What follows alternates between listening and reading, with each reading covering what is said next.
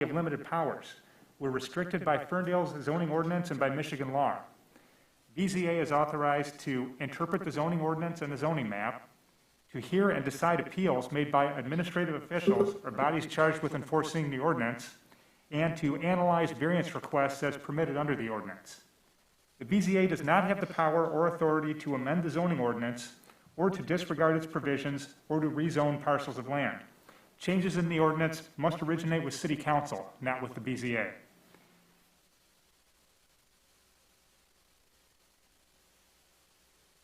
And with that, Jordan, could you start us off with the roll call? Excuse me. Board Member Foster. Here. Board Member Monk. Here. Board Member Palmer. Here. Board Member Steidemann. Yep, here. Board Member Blazinski. Board Member Colson. Board Member Leaks-May. Chair Williamson. Here. We have 3 absent board members today, board members Colson, Leaks-May, and Blazinski. At this time, I would entertain a motion to excuse the absent board members if anyone is so disposed to make one. So moved. Second. All right, moved by Vice Chair Palmer and seconded by Board Member Foster. I guess we should probably do a roll call vote for everything on this since we're all wearing masks. You know what? Actually, let's not. All in favor say aye. Aye. Aye. Aye. Any opposed? Hearing none, that passes. I guess it's not going to matter if we can see our mouths or not for this. All right. So with that, that brings us to the second item on the agenda, which is approval of the agenda. Has everyone had an opportunity to take a look at the agenda tonight? I'd like to approve the agenda as written. Right, I have a motion on the table to approve the agenda as written. Support by Steidemann. All in favor, say aye. Aye. Aye. Any opposed? Hearing none, that motion passes. And Jordan, if you didn't catch that for the record, that motion was by Vice Chair Palmer. All right, next thing on our agenda then is approval of the minutes. Has everyone had an opportunity to take a look at the minutes from our last meeting? I'd like to approve the minutes as written. Right, I have a motion from Vice Chair Palmer to approve the minutes as written for our August 2021 board meeting. Foster seconds. All right, all in favor, say aye. Aye. Aye. Any opposed? Hearing none, that motion passes. And that takes us to item 4 on the agenda, which is call to audience.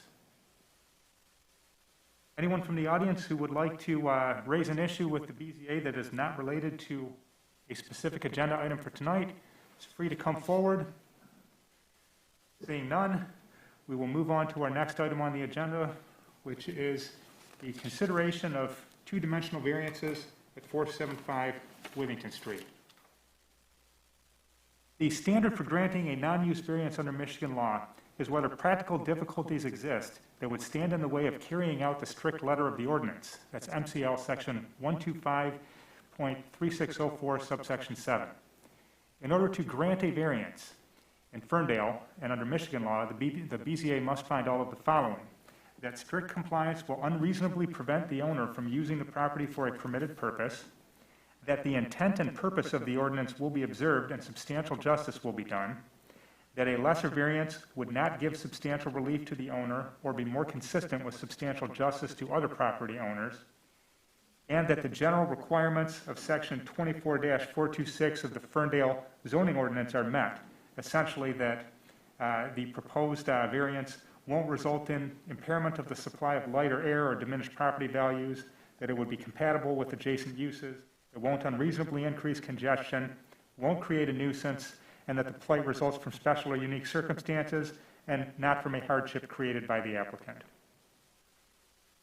A dimensional variance to pass requires a majority vote of the board, 5 affirmative votes, and a dimensional variance also requires that the applicant's problem not be self-created. With that in mind, I will turn it over to Justin if you want to tell us from staff's perspective what's going on with this request. Sure. Good evening, board. Justin Lyons, planning manager for the city. One other item that I should have chimed in with earlier is just that in case It doesn't appear anyone showed up for it, but there initially was a public hearing scheduled for Motor City Pond, 1461 East 8 Mile, I believe, that the applicant did opt to postpone to a future meeting, and so just wanted to let people know in case they watch the recording, that will probably be a future application. But so regarding this item at 475 Withington, so staff and the applicants from Design House and Ferndale House on Arbor Investments have talked a lot about this site over the years. A portion of this site, the board may recall, I think it was about 4 years ago, was before the board for a variance to essentially connect a multifamily building on these 3 parcels on Withington Street to the existing Ferndale House project that is on West 9 Mile Road. Since that time, that variance has lapsed, and the applicant's been looking at some other options. They've recently made some updates to the 2 adjacent parcels nearby, and so the applicant's been looking at some options for this site. There was previously I believe, a single-family detached unit here, and the applicant's been looking at this current proposal is a 3-unit multifamily building. That use is permitted in the R4 district where this is located. All 3 of these parcels owned by the applicant are zoned R4, and then there's an adjacent to the east parcel that is a Ferndale Housing Commission parcel that's zoned R4 as well. There's not a lot of R4 zoned parcels in the city, so it's something that I think, I'm not sure how long R4 has been around, but it's definitely changed a lot since the 2008 master plan. So the applicant this evening is asking the board for 2 side yard variances, one on the east side. So the proposed setback would be 6 feet. The requirement for the district on both east and west side is a minimum of 20 feet. The applicant's proposing 6 on the east side. On the west side, they're proposing a 17-foot setback, so almost to that 20 feet, but not quite 20 feet. The applicants talked about potentially, in the future, when a full site plan is submit, proposing sort of a shared driveway between the 2 adjacent parcels, things like that for proper circulation.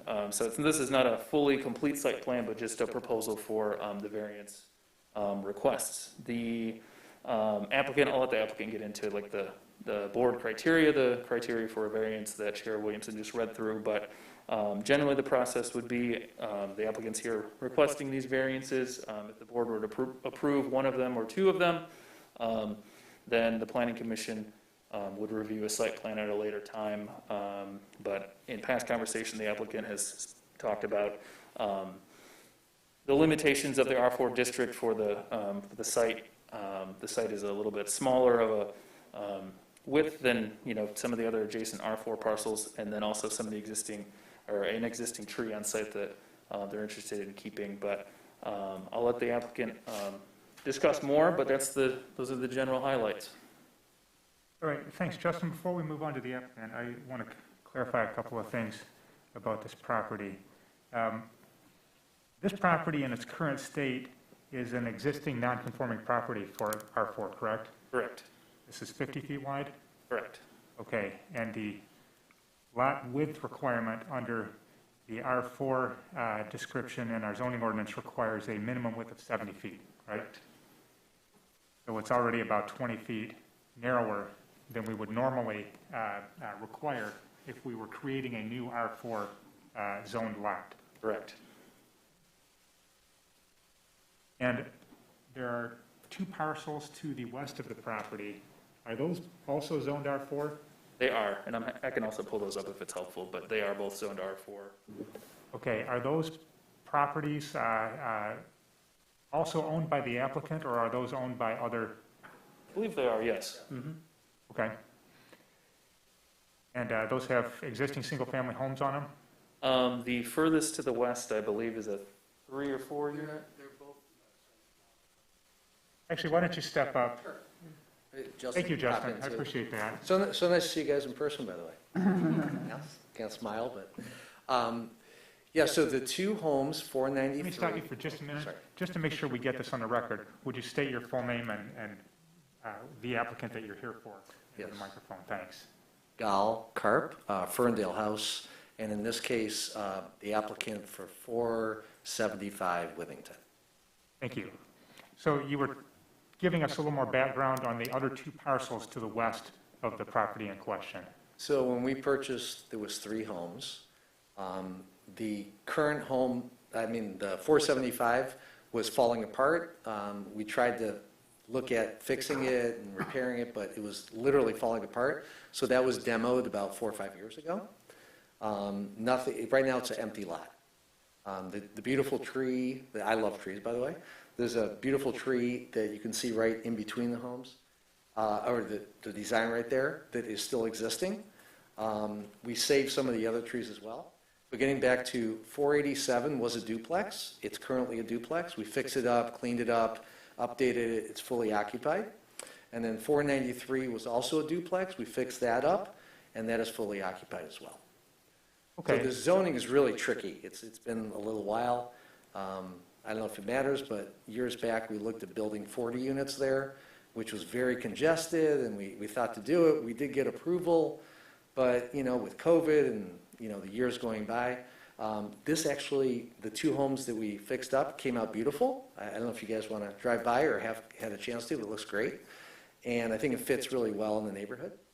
And this project right here we looked at a lot of different options, and this was probably the best based on the zoning and fitting in nice and sharing. Hopefully you'll agree as well.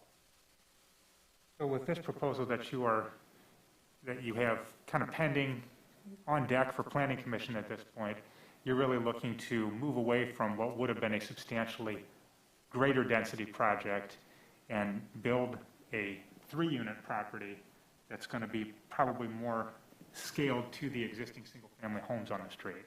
Correct. That's exactly the point. When we looked at the 40 units, architects draw beautiful plans and they go, look what you can do, and you can do a bridge. And it's all exciting until you price it out, really take a good look at it. And like the Ferndale House project, you have to park under the building. And podium buildings are crazy. It was quite the project to finish Ferndale House. And this project with the 40 units would have required a podium as well. So I felt it was a lot better, having built a lot of single-family homes and subdivisions in the past. This was more to scale in the area. And Justin, this is R4, so it can be 4 units, correct?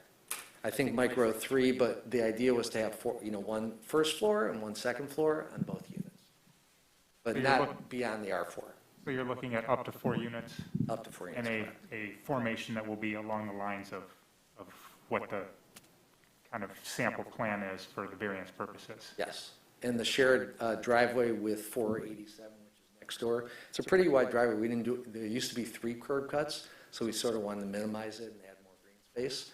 And then the east side is, of course, Ferndale Housing Commission.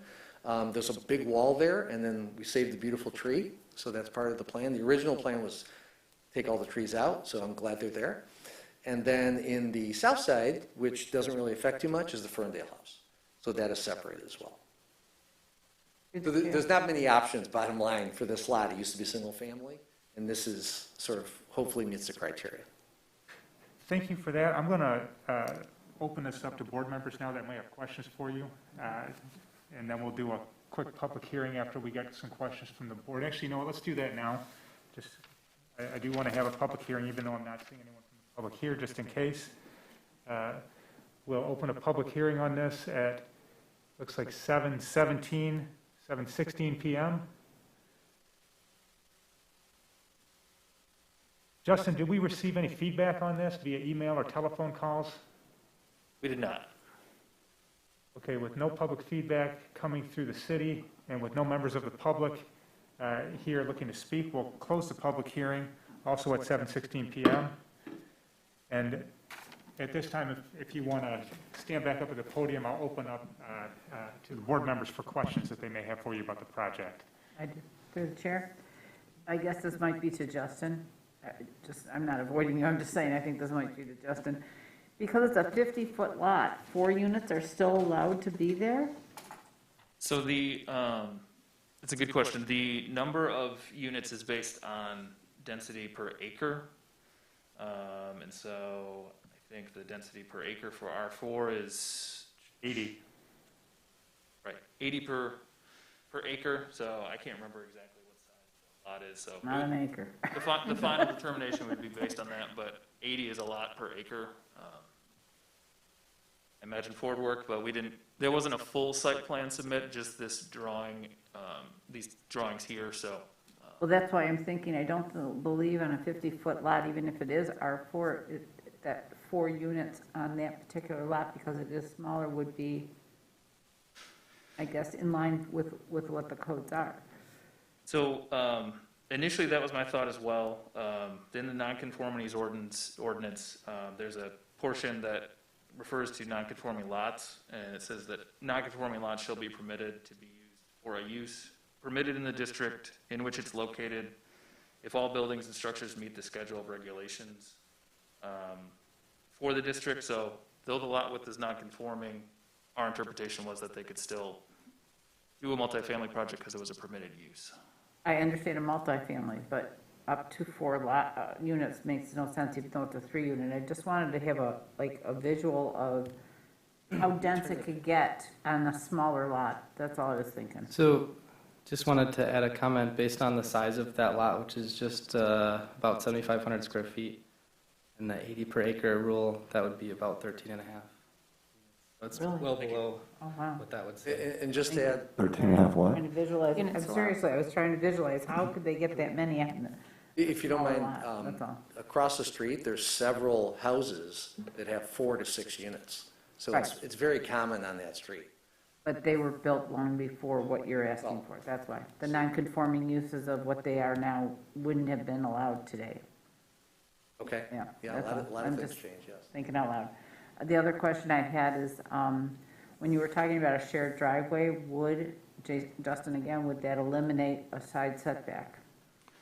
I'm not sure if potentially. I think that it may depend on, so a two-way driveway there would require a total of 24 feet across both lots. The shared driveway is not necessarily a two-way. Not in our area, at least. I mean, I own a house with a shared driveway, so that's why I'm saying that it's definitely not a two-way. No, I mean, it would have to meet all the, parking design ordinance, but our minimum is 24 feet. So there would Okay. probably be, I think as proposed on the plan, there's a little turnaround area that could be implemented. So we haven't seen a full site plan, like I said, but I'm confident they could figure That's why I that was out. wondering It if was that designed 6 that feet makes more sense, being that it's going to be a shared driveway. It actually gives more width. If that is 6 feet, then it would be more like 12 and a half plus 6, 12 plus 6, which is 18 feet, if you're looking at the shared driveway. Okay. Am I thinking properly? Yeah, I mean, that generally sounds okay. I mean, this is kind of why we tell applicants to submit a full site plan so we can look at that, but, that's not what we're looking at tonight. And, sorry.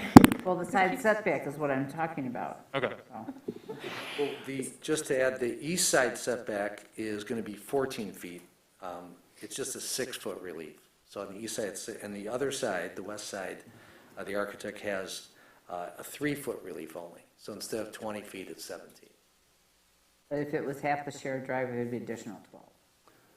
No, that's on the existing. Oh, that's what the Yeah, existing, okay. that's on the existing good to know. lot, and Okay, then- thank you. Just to keep it wide for everybody, so it's you're not going over the grass. Board Foster, did you have a question or comment? I was just gonna say that how they have it proposed, so I guess I wasn't necessarily following the question, but we were only looking at the existing lot, right? Not the setback from the adjacent lot. No, setbacks from the lot line of the existing No, lot. right, so I guess I guess I guess I was confused by the driveway. Well, but with the shared driveway, does that add any setback differences is what I was wondering. No, it would only be if it were part of a structure. If it were a projection off of the structure, then we would measure the setback from that projection. But with the driveway, the driveway can be in the setback, Gotcha. side setback. Gotcha. So the side that would end up with a 6-foot setback would be along the Housing Commission side? It's 14 feet. It's So on the. you're only removing 6 feet? Yes, correct. Yeah.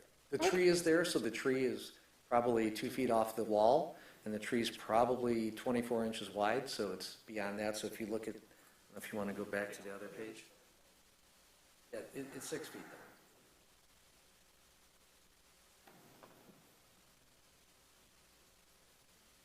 What is Yeah, it? so the proposed setback is 6 feet on the east side, Okay, but 6 feet on the east but side. it's a 14-foot variance. if that Okay, makes sense. 14-foot On variance. this side, along this side.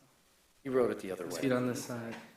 Yeah, the architect actually wrote on my email there. Exactly. So it is 14 Oh, foot, between the and it's 6 feet that will be between there and the wall.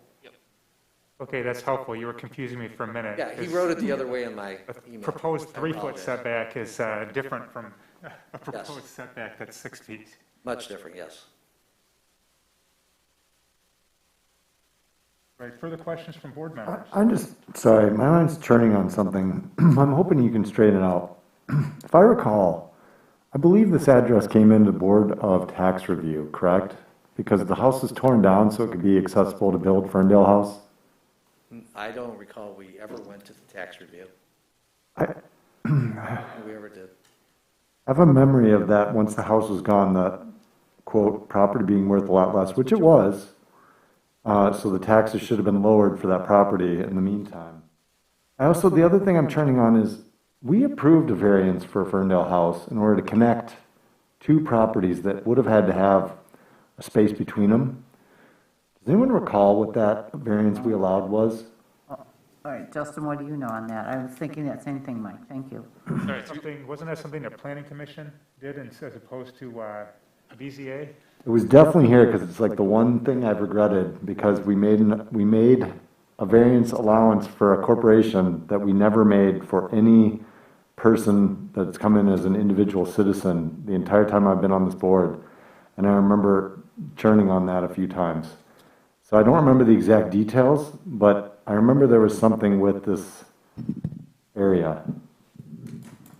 Through the chair, so I kind of referenced that a little bit at the beginning, but it probably got mixed with everything else I was saying and mumbling about. But so there was a variance to initially connect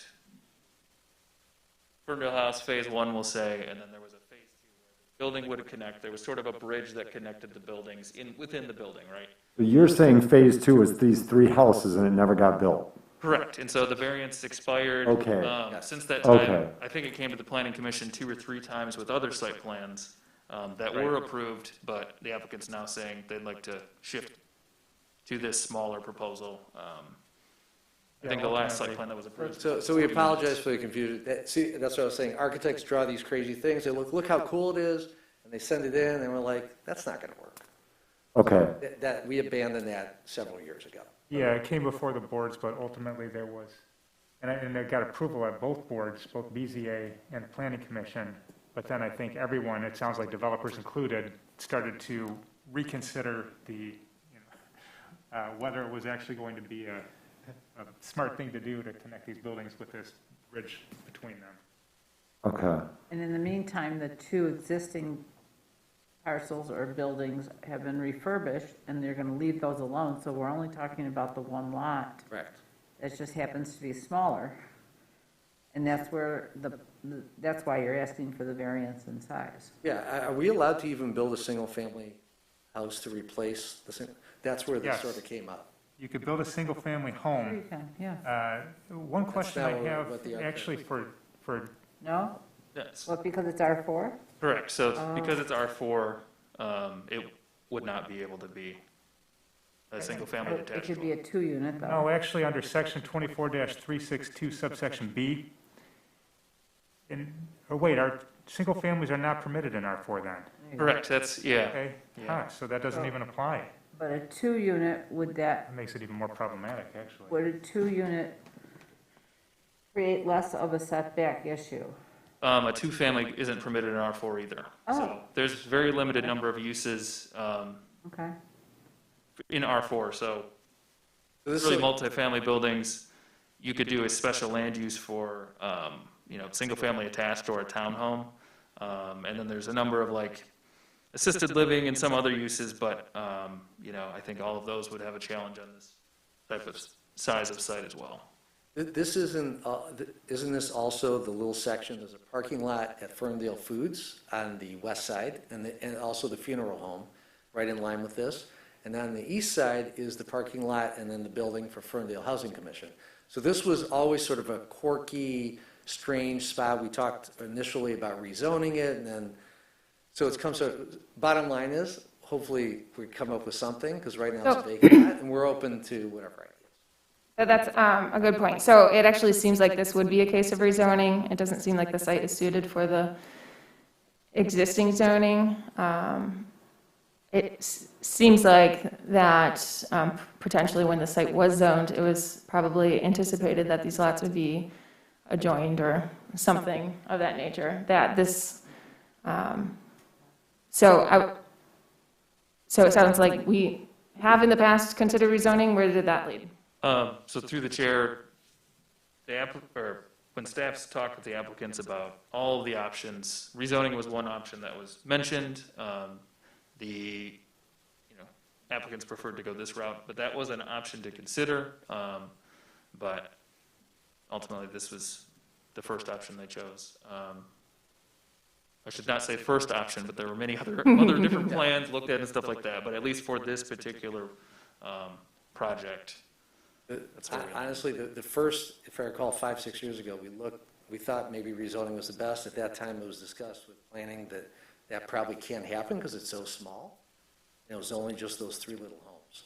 So it's years ago, this, after years having a vacant lot and fixing the other 2 homes at this position. Yeah, Board Member Foster actually raised the point I've been thinking about myself. If this were an R3 property, there would be no variances necessary to build this project. And R3 would also,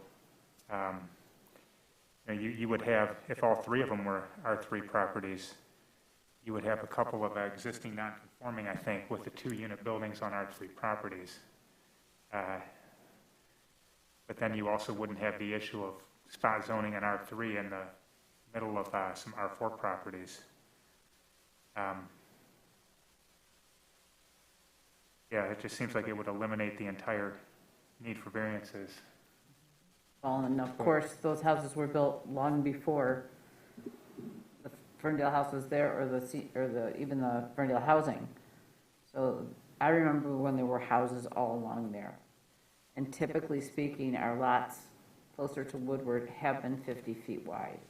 Don't know why the 2 closest to Spalding are 70 foot. That's kind of odd. But R3 does sound right, because it could be a 2 or a 3 unit.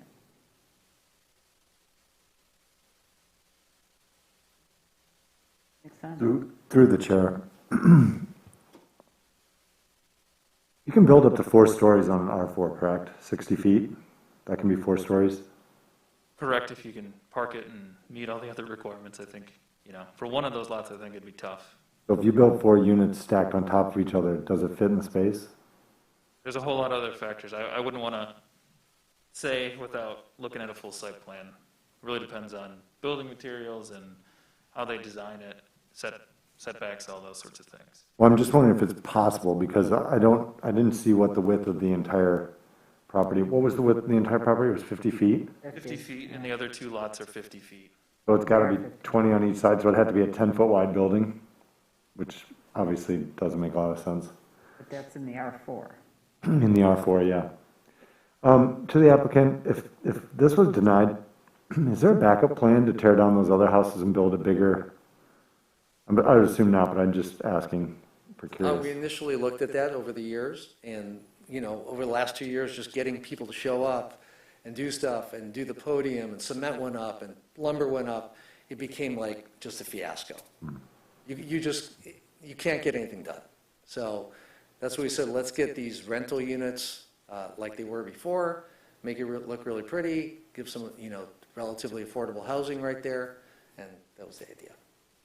So we did look at it, but it's been years now. Through the chair, so the other 2 lots are also R4, and they're also 50-foot lots, so they're non-conforming also. Correct. Interesting. I haven't been able to find a lot of information on the history of R4. Part of me wonders if there was a thought that, some of the Housing Commission properties would expand, and maybe there was some thought for them to be properties zoned that way. I haven't really found much. There's so few parcels that are zoned R4, and they all seem Right. to be Housing Commission parcels, but. Are you suggesting all three be rezoned at once? Well, I think I hate to see, we know this from our board, we don't like to see things that are non-conforming. And if we can bring them into conformity, and if it is zoning it differently, and it's not gonna harm the property, it's actually going to enhance it for something like your project, I see it all being positive. R4 is a goofy zoning for right there. So if you're gonna do one parcel, you might as well do all three, absolutely.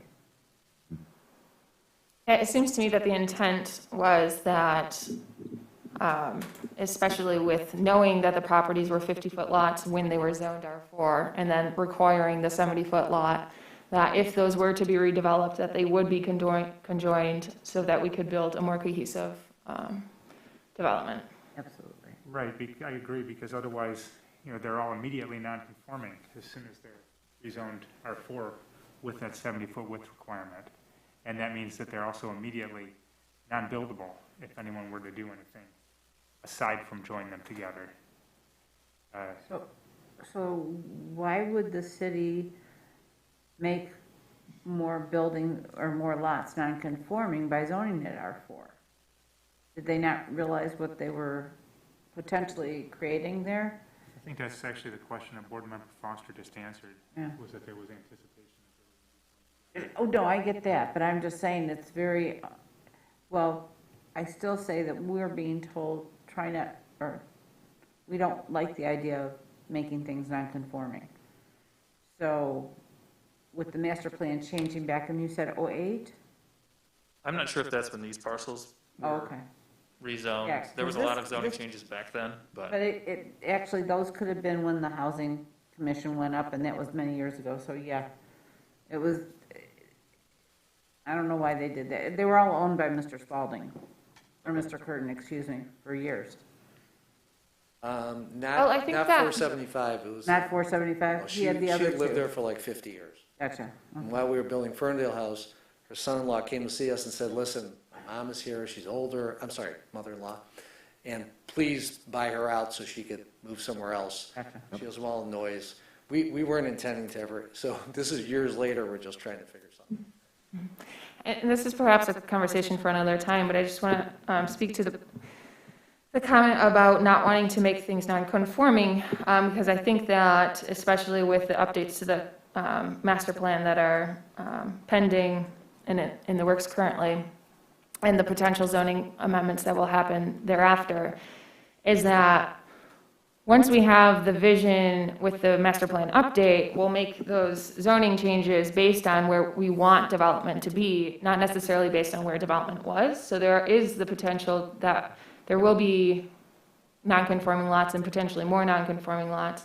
I think what we then want to do with the zoning ordinance and what we allow for already is that the non-conforming buildings are allowed to be maintained with our non-conforming language, but that if we see a vision for redevelopment that the city has agreed on through that master planning process, is that would be then. And so I think that might be the intent of, for this R4. I'm not sure exactly if they were considering, the expansion of housing commission or something like that, but they saw that that's adjacent to the downtown and that this is the development that they had the vision for versus the existing. So I think we might actually be seeing it more often than not moving forward, depending on how the master plan process goes. to the chair, I think that's where that nonconformities ordinance comes into play too, where it factors in, that you could still develop those if it can meet other criteria.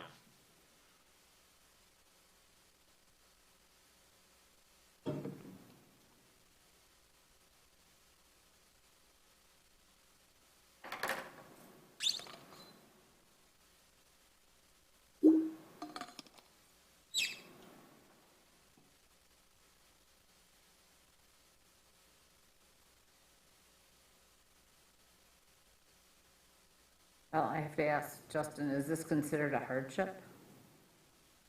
That's more for the applicant's case to make and the board to consider. I think, Is it a hardship? We believe it is. The zoning is so goofy there, as we discussed. Well, We've been because trying- you can't build a 2-unit, and it has to be at least a 3-unit. Mhm. Adjusting your plans for the 3-unit can't make it stay within the, oh no, because you got weird setbacks, that's right. No, the looks and the width, whether it's 3 or 4, will look pretty much the same. It might be a 2-story townhome in the back instead of, 4 units, it could be 3. We're open to either one. We just love to see something that we can do there. Yeah, it sounds like the issue really is more that if it's a R4 lot and you can't build a single-family home on the R4 lot, then you're restricted to a building envelope no matter what you build, that's only 10 feet wide. Right. In the center of the And so property. the setbacks aren't working with that Right, plan. and you can't, I suppose with it being an R4, really the only option would be to build like a, 45 or 60-foot high building that's 10 feet wide, which seems like it would be substantially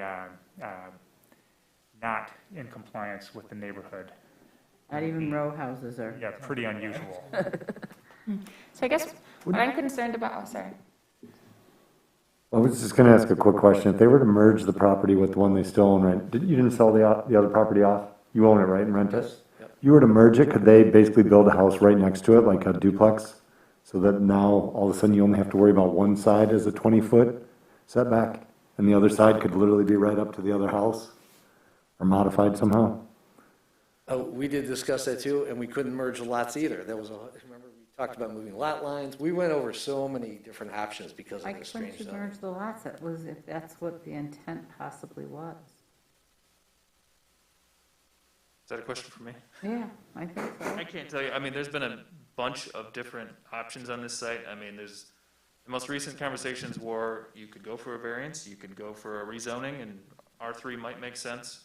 I think the appetite for rezoning's changed a lot, probably from that first plan, So I can't keep track of all the proposals that were there, but if a moving of lot lines can make all of these parcels conform, I think there was some issue with some of the other parcels still being non-conforming with the changing of property lines, but Well, if there's 3 lots that are 50-foot lots, and R4 allows for a 70-foot lot, what does R3 allow? R3 allows for 33-foot wide lots. Do you know what the setback is on R3? 5 feet for the side. It's 5 Right. feet, yeah. Consider Buster. And so I guess my concern with going a variance route rather than a rezoning route is that the setbacks were created for a reason, because there's other differences between the dimensional requirements, including height, as Stedman alluded to earlier, and whatnot, and those would still be allowed with the R4, just the variance, but without any other relief to adjust the massing for the smaller lot size in terms of the other setbacks and dimensional requirements that are allowed in the R4 versus a smaller development that would be permitted under different, like an R3, R2. I think that's a good point. I would also remind the board, though, that if a variance were granted, the BZA could impose as a condition and restriction upon the premises benefited by the variance, a requirement that the schedule of regulations applying to R3 properties be applied to any building built on that property. So that, Excuse me for just a minute, Nicholas. I want to talk. That said, I do agree that it seems the cleanest way to do this would be a rezoning. So we're in accord on that. Nicholas? yeah, I was just going to say that's kind of what my line of thinking was, is that if what he's building actually is in line with R3 already, according to his plans, then, that might make more sense.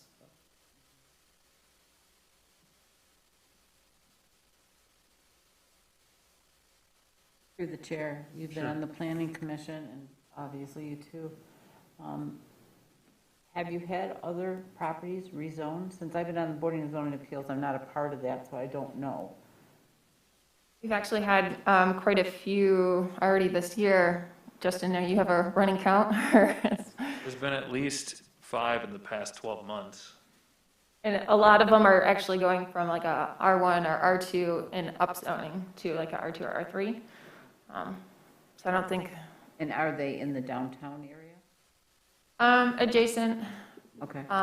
So, like, I mean, they're not in the middle of a neighborhood like near Geary Park or near something like that. If Quite like typically- that, but there have been some that have been like several blocks. I remember Oh, they one in have? particular has been, I think, 4 blocks north of 9 Mile. Oh, okay. All right. I there's didn't that know one that we did close to 10 Mile last year as well, but most of them are like adjacent to a higher zoning that they're going towards. So I think in this case, it'd be kind of similar that we're in between zoning districts. Or skip the beat type thing, because like my house is the only one that's not R2. And I have a 2-unit, whereas all the things around me and behind me are all R2, and it stops at my house. So if I wanted to actually rezone it to R2 to be conforming and not non-conforming, would kind of fit in that bill. Justin, did you have a comment that you wanted to, or clarification? through the chair, I was just, I was going to reference a couple of rezonings that were near the mixed-use district on Hilton, but I think Board Member Foster covered that they were trying to go towards adjacent to a higher zoning, so, or up zoning. So this would be to a lower zoning, and that's where it might get goofy? No? Or is it just a rezoning? No, I think it's just a rezoning. The criteria are not different, up or down in your zoning. The criteria are set forth in -3, or, yeah, section 24-324 sets forth the rezoning criteria, which include consistencies with goals, policies, and future land use map of the city of Ferndale, compatibility of the site's physical, geological, hydrological, and other features, compatibility of all potential uses allowed in the district with surrounding uses, capacity of city infrastructure and services to accommodate, apparent demand for the type of uses permitted in the requesting district, and whether where rezoning is reasonable given the above criteria, whether the requested zoning district is more appropriate than another district.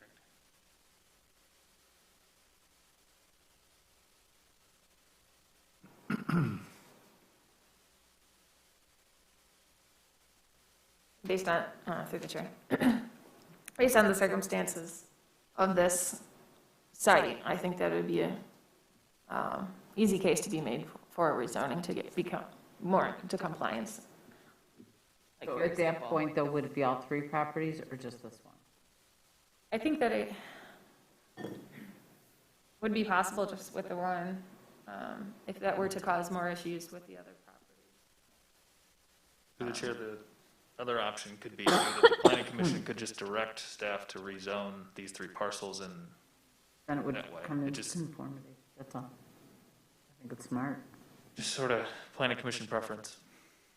And even if they did combine it in the future, it would still have plenty of units that they could build. So,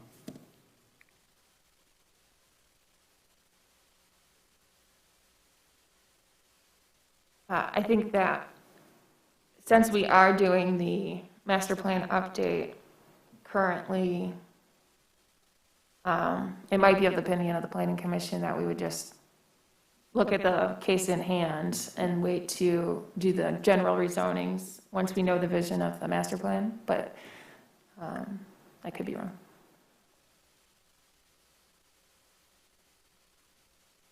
Well,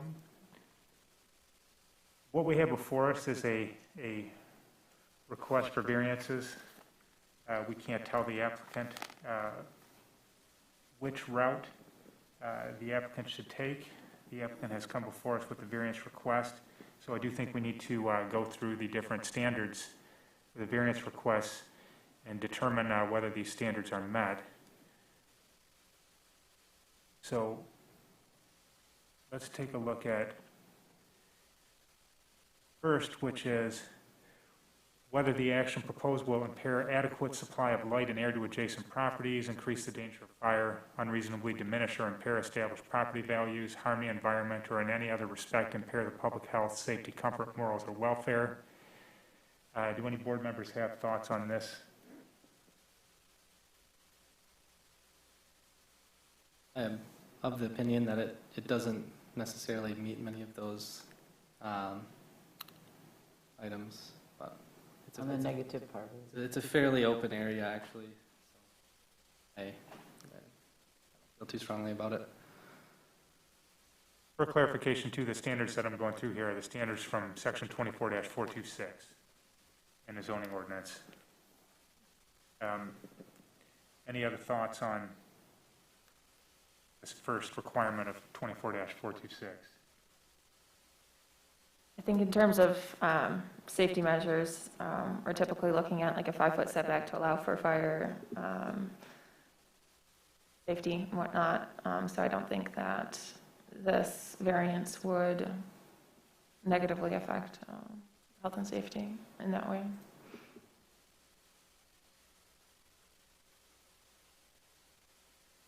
Vice Chair Palmer, any comment from you? Just, I don't think it's gonna change much. I mean, it's, the R4 rating is what's causing the problem here. It's not, that's, So if you don't mind, this is a aerial of the area. When we originally went for the Ferndale House building, before Justin was Derek, correct? So when we met with Derek, he suggested that that whole area back there, because you see how many parking lots are there, that be a parking lot for Ferndale House, and Ferndale House could be even bigger. So then they started talking about the different zoning.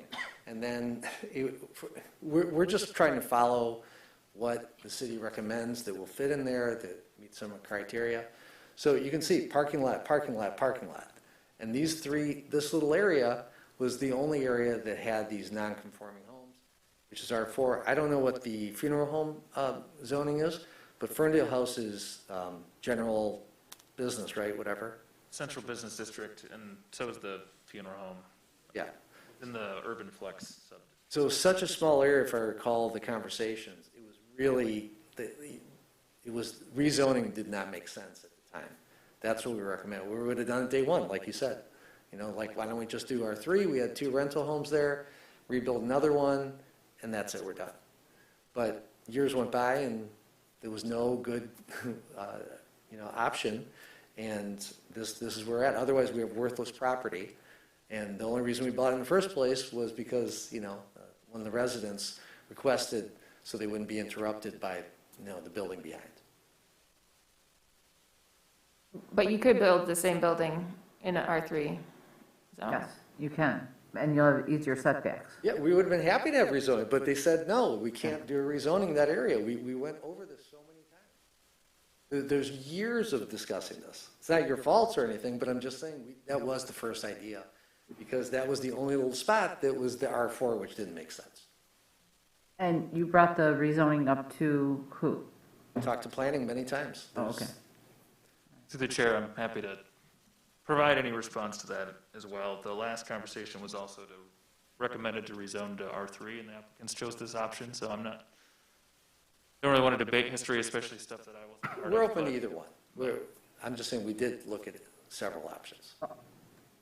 Through the chair, under these circumstances, this is new to us as the Board of Zoning Appeals, to even consider the idea of offering to you the option of rezoning, because then your plans would fit into an R3 that do not fit into an R4.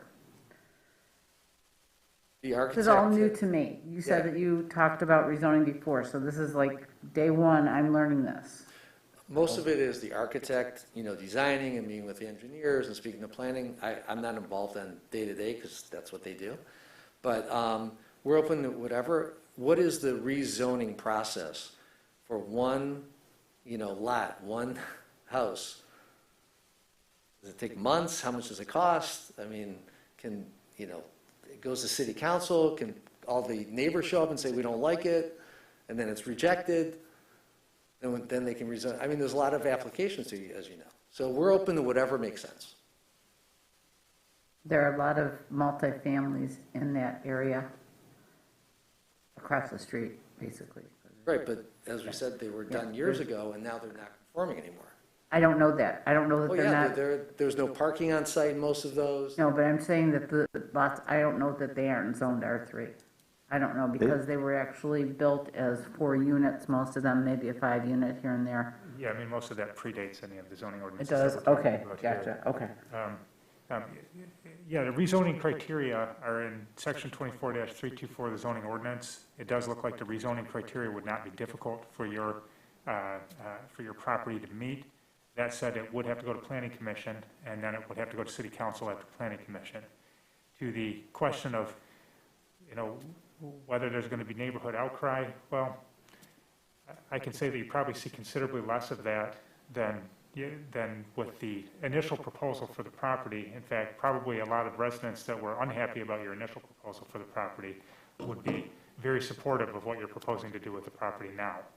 Because I think the perception would be that what you're proposing now is more likely to fit into the existing fabric than the previous proposal. That said, for the timeline, you're correct. That would require you to go before planning commission. I'm not sure how quickly you could get in front of them. That's something that Justin could probably answer before myself. And then that would go to council, and I'm not sure what the timeline would be from turning around from planning commission to city council. So. Well, they're both meet at least once a month. Right, but those questions, I will put to city staff. What we can do is and what we will do, if you want us to, is we will continue to go through and consider the variance request. And then, the board will vote, and there'll be a determination as to whether or not you've granted the variance. So, to that end, getting back to the requirements of section 24-426, the next requirement is whether the action proposed will be compatible with adjacent uses, whether its height, location, size, and character will be in harmony with the appropriate and orderly development of the surrounding neighborhood. So, next question for the board. Does anyone have any strong feelings on whether a variance to the side setbacks for this property would be compatible with adjacent uses, and whether it would be in harmony with the appropriate and orderly development of the surrounding neighborhood?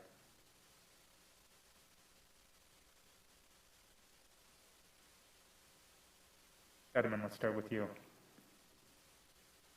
I mean, I always just go back to are we setting policy for someone else to walk in tomorrow and say, I want the same thing? So if all of a sudden now there's not too much R4 property, so I don't know how many people are clamoring to get an R4 variance, but. I understand the point, and I think that that's a point that maybe is to be made to another one of the requirements that we have to meet. I'm focusing right now on compatibility with adjacent uses. I want to get through the requirements of section 24-426, and then we'll jump on to, although, you know what? Let's reverse it, because if that's what people want to discuss now, let's start with strict compliance and whether strict compliance will unreasonably prevent the owner from using the property for a permitted purpose. So, to the chair, I actually think that Stedeman's comment does pertain to the harmony of the neighborhood in terms that that the R4 dimensional requirements were created as a cohesive requirement for the massing of a building that was to be built in the R4. And if we are to, focus on one without having, and you did say that, if we were to remind us that if we could create additional requirements on the other additional variances, but in terms of, creating a variance to the overall character of that R4, I think could potentially change the character and the harmony of that R4 zone. That was how it was, as to how it was created. And you know, I think that we have a drawing of what the applicant is, you know, has an idea of what they would like to build, and I think that that definitely looks in harmony with the neighborhood. I'm not trying to say otherwise, just that if we were to allow the variance and then future development could be built not in harmony with the can't think of the word that I'm trying to say, with the like vision of that R4 and how that was like in terms of the massing, et cetera, of what. So I just want to make that to be said so that if, you know, if we were to move forward with any variance, I think that we would certainly need to consider that character of the ordinance as a whole versus just the strict variance request or side variance. It's backdoor, the word you're looking for? It's just a backdoor away around the rules in the future? I mean, that's one, that's not the word I was looking, but thank you. So what I'm hearing from Board Member Stedeman, you are unsure whether this would be precedentially appropriate. From Board Member Foster, what I'm hearing is that there was an overall decision on this area to impose an R4 district, and that varying from those requirements may not be in harmony with existing and potential future R4 development immediately around the parcel. Is that a fair statement of? Just to clarify, just to make sure I'm saying this clearly, which I'm sure I'm not, is that the R4, like the 20-foot setback is quite a variance from, I shouldn't use the word variance, sorry, but it's different from the R3, R2, R1 setback of 5 foot for a reason.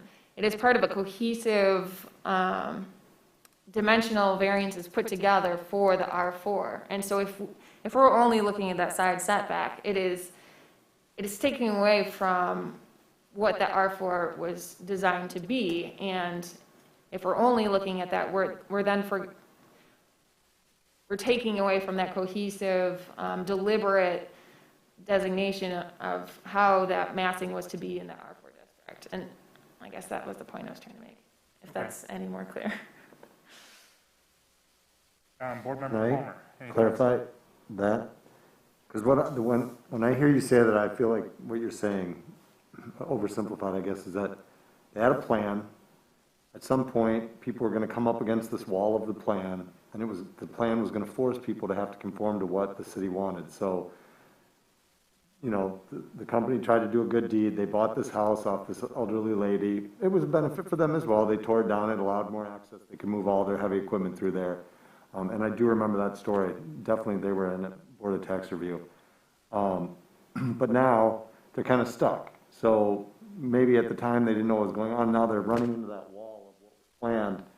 And so whoever planned it would be like, no, we made this rule just to make sure that this didn't happen, to go backwards. We don't want to go backwards. We only want to go forwards. Am I oversimplifying that? No.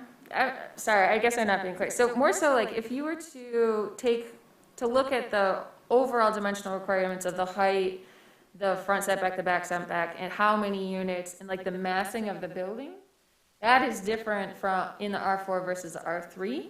And the R4, they created that 20-foot setback for a reason, based on the overall requirements of the R4. And so I think if they're only focusing on that 20-foot, then we're missing the character that was trying to be built in the R4. But that was also based on a 70-foot lot, not a 50-foot lot, Right, but that was also intentional. for that location. It was intentional as the R4 zoning. So that, that intention would only make sense if these other two houses were knocked down though. So I guess that's what would be Yeah. the intended outcome of that, We're sticking to combining that. the three. Well, it's literally the whole zone, the whole R4 zone is the old folks' home and those 3 plots. And on the other side of the street, 100% of the other side of the street is R3. And then on the other side and to the left is CBD, or whatever it is. Well, Central Business. Central Business, yeah. It is through there, yeah.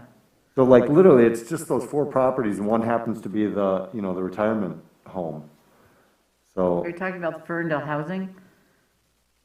is Ferndale that, housing is not just retirement, just. oh, it's not? Oh, I'm sorry. I always thought that was a Not retirement at all. home. No, it's assisted, it's financially assisted living.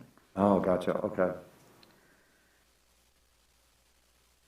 Let's, It's such a small So sliver. from my perspective, Michael, you started out as saying it's like telling somebody they can do something, now we gotta tell everybody else they can do it. It's turning a non-conforming property into a more non-conforming property, and that's something that consistently, since I've been on the board, and Justin remind me, is it 25 or 27 years? I thought it was 27. Okay. Point being is that we have been told over and over again, truly try to look out for the best interest of the city by not making non-conforming properties more non-conforming. And that's what this would do to that particular property, and that's why I feel rezoning it to R3 makes oodles of sense. And I don't even think that what we need to do tonight is basically, I'm gonna say to you, applicant, I think you should table this and go to the rezoning. That's my opinion, because I think it's just smart. Yeah, so first of all, I appreciate your time. Yeah. We're talking about this subject that's like, you know, all over the place. We're happy to table it. I just want to hopefully, maybe you guys can recommend or in your statements, just say, hey, it makes more sense to rezone to R3. Because what I don't want to do is take up more time with planning commission, city council, and go there and say, yeah, we're going to rezone. And they're like, nah, then someone else will want to rezone. We don't feel like rezoning anymore. You never know what they're going to say, and then the neighbors come. I don't know, but I think it's a good plan. I think all of us agree that Yeah. the rezoning to R3 just makes sense for that particular property, should you want to do all 3. Well, I don't know what the I will point implications of out, that, though, because what happens if they I will reject point out it, and then that they have to move out of the house. this body does not have the ability to rezone, No, we nor can don't. we tell someone to rezone. We can offer some opinions while we consider a variance, but it's not in our purview to rezone or tell someone that they have to rezone and to, you know, if he wants to go ahead with the variance, we have to and will analyze it.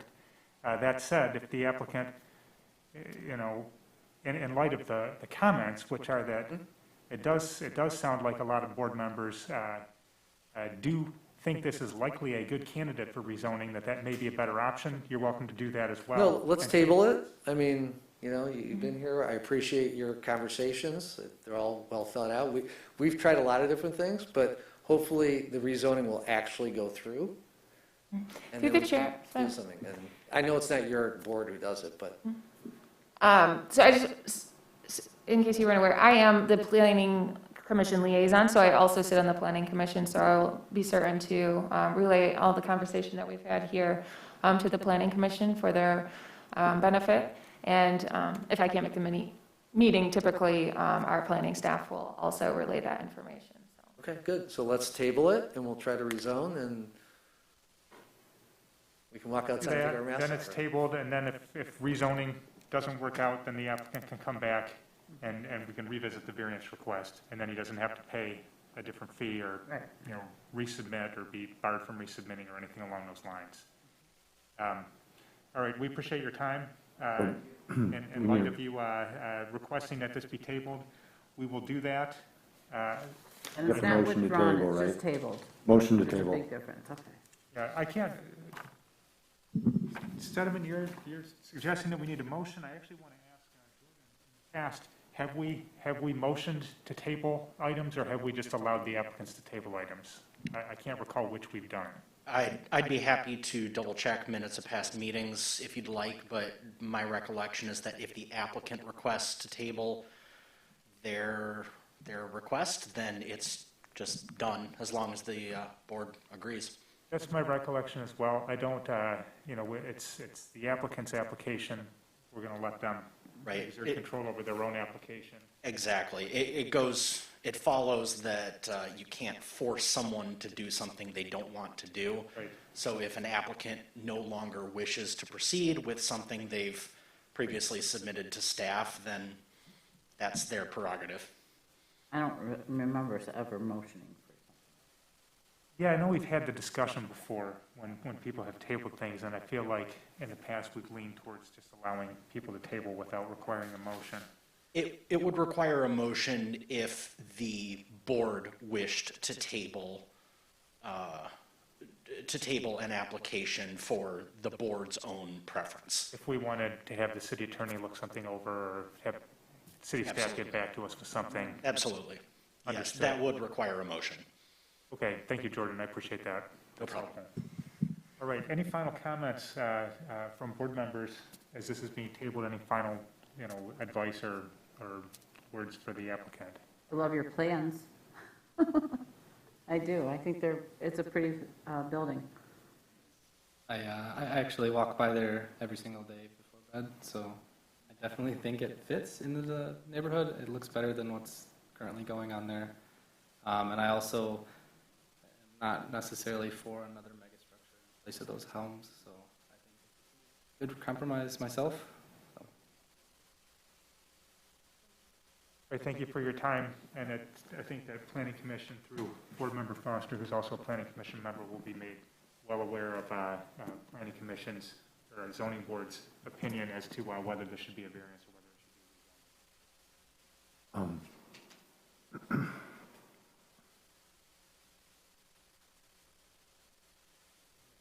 That takes us to, so moving on from the dimensional variance request at 475 Wilmington takes us to administrative items.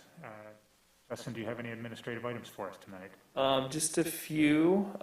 So, as I mentioned earlier, there is one open alternate seat on the Board of Zoning Appeals. So, the city clerk's office has a process for applications, things like that, and I think our council does a good job of announcing openings. But of course, if anyone's listening that is interested, please apply, or if any board members know anyone, absolutely share that application. We do. There's been a few updates in the master plan process, so we have updating the project page on the city's website with a lot of this information, but essentially last week the Planning Commission and City Council held a joint workshop, and so I think that was good to get a lot of conversation going around key topics that those boards haven't really met in 5 or 6 years together, so I think that was helpful. A lot of good public comment at that meeting as well. And that will lead us to October 26th and 27th. We'll be holding some community summits. They'll likely be virtual, but they are going to be focused on 3 key topics. And so we're finalizing agendas for that right now. But October 26th and 27th, there will be more promotion about that coming soon. And I don't know if our Planning Commission liaison has any other things to add, but those were my highlights. Or just encourage anyone who's listening to make sure to participate in the master plan process. I thought we had a good kickoff, had some really great conversation, but there's many more great conversations to have, and I'm looking forward to our public forum next month. And we have a steering committee next week. So we'll continue to have updates. Thank you, Justin. Thank you, Board Member Foster. And that takes us to our next item on the agenda, which is board items. As chair, I have no board items for this evening. Vice Chair Palmer, any board items from you? When you said that we were being audioed and videoed, or just audioed? So these meetings are just audio. They are simulcast on YouTube, but it is the audio recording, and then I believe it shows anything that's on the screen that's being presented. So there is I didn't see any cameras, and right. that's why I was wondering. Okay. Right, and there's closed captions as well. So I've been trying myself to do a better job of talking a little slower and more into the microphone. But I think it's a new thing for all of us, but definitely something to think about as we continue with this format. I do have a question for you, Justin, and for Jordan. How are we looking as far as continuing to hold in-person meetings versus going back to virtual meetings? Is there a benchmark that the city is looking to determine which format we're going to use. I'm not sure I have the answer you're looking for, but I'll do my best. Right now, we are operating under city managers' instructions developed in conjunction with the Human Resources Department. So during the workday, city staff, regardless of vaccination status, as well as members of city boards and commissions, as you've all received the communication, everyone is required to be masked in all public areas, regardless of vaccination status. That's on recommendation from the Federal Centers for Disease Control and the U.S. Department of Health. The city manager has made clear that the guidelines for staff and for board and commission members will be revisited on a monthly basis, presumably for the foreseeable future. So it's possible that a month from now, if the metrics that are being used have improved to what degree, I don't know, but if they've improved so that HR and the city manager are satisfied, then perhaps we'll be told vaccinated persons don't need to wear masks in public areas again. As far as the meeting format for boards and commissions, we've been given no information that's substantially different than the general email that you've all seen. I am certain that the city manager will continue reviewing meeting format as a condition of broader health recommendations coming from health authorities at the federal and state levels. So if we were to return to say health orders issued by Oakland County or by, if something came down from the president or Congress, then that would of course inform our meeting format, and we may see a shift back to virtual meetings. But absent something on that level, we haven't received any indication that we're on the verge of shifting back to fully virtual meetings. I think this hybrid format for the three biggest bodies in the city council, planning commission, and this board, seems to have been working well enough in the eyes of those making the decisions. So it doesn't seem like we're close to shifting unless the metrics of the pandemic also shift. Justin, do you have more to add? The only minor thing I would add is, the Open Meetings Act. I think that was what was suspended last year that allowed us, our city council and the mayor, to grant that emergency order, and then we were able to have the hybrid meetings and virtual meetings. So I think, unless there's legislature or government action on that, or governor action on that, then it would be tough for us to, I think that's what we're operating off of, I guess. We can also follow up and get something more formal from the city attorney and city clerk if you want, but. I'm really just curious. Okay. In the court system, we have some courtrooms that are fully virtual, no contact. We have some courtrooms at this point that are fully open and people are unmasked. And That's scary. so it's all over the board. Inconsistency is the name of the game. Justin's absolutely right. We are governed pretty strictly by the Open Meetings Act, state law. As a public body, you can't do anything that the OMA does not allow you to do. And Justin is also absolutely right that last year the governor was in a legislative is the wrong word, but the governor had the ability to suspend enforcement of the OMA and to provide some temporary provisions. And then legislature itself passed another bill that sunset on December 31st of 2020 that provided some additional exemptions. So now not only does the governor no longer have the ability to provide the suspensions that she did in 2020, but also legislature voluntarily removed the exemptions that it had passed for last year and has not replaced those. So in effect, what could be done last year cannot be done this year. And That's there's helpful, no Gordon. Thank indication you. that that's going to change. Okay, thanks. I have a clarifying question.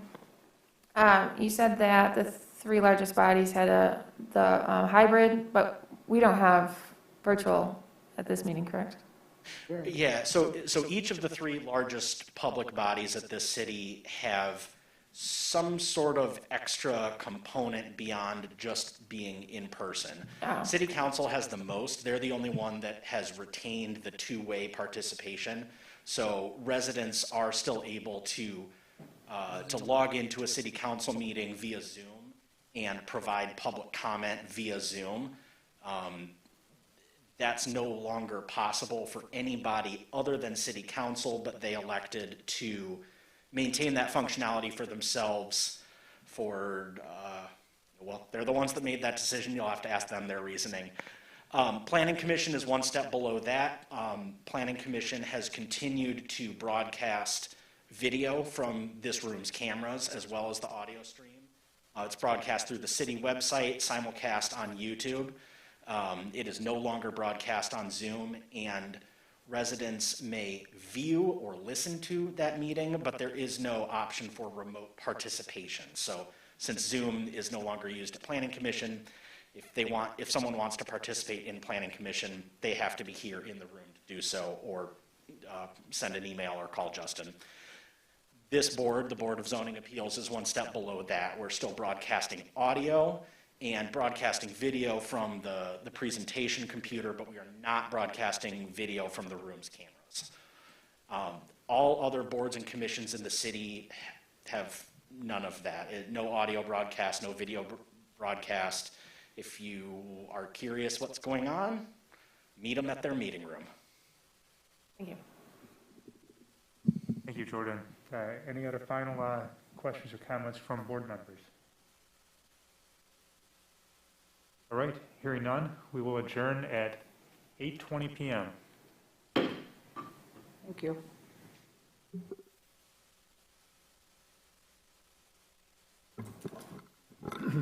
We,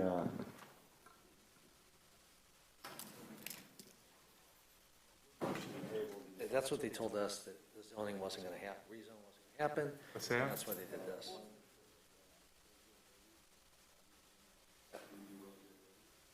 Well, yeah, I wasn't at that one.